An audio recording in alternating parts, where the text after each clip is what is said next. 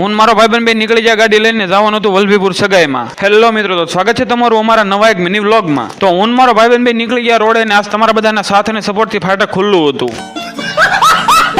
તો હું મારો ભાઈબંધ બે નીકળી ગયા રોડ અને ગાડી નાખી 8મા ગેરમાં ને જવા દીધી 150 કાળુભાર નદી ઉપર થઈને પહોંચી ગયા વલભીપુર. અને વલભીપુર થી વાહે ટીંગાડવા ટેણીને ને આવી ગયા સગાઈમાં. હજી તો સગાઈમાં હરખું ડોકું નહોતું મારું. ત્યાં ભાઈબંધનો ફોન આવ્યો કે કેક લઈ આવ્યો. અરે તું તો બહુ અરગ પદુડો. પણ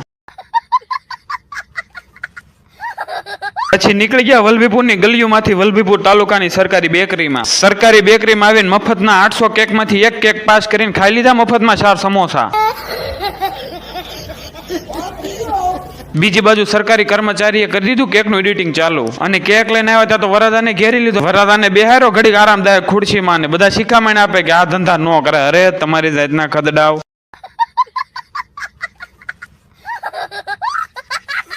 ભાઈબંધને બેહાડી દીધો વલભીપુરની રાજગાદી અને પછી લાવ્યા કેક. એટલે આપણું ધ્યાન તો કેક ઉપર જ હતું. ઈ બધાય કેક ખાધી કે ન ખાધી ખબર નહીં, બાકી આપણે કેકના ભૂકા કાઢી નાખ્યા.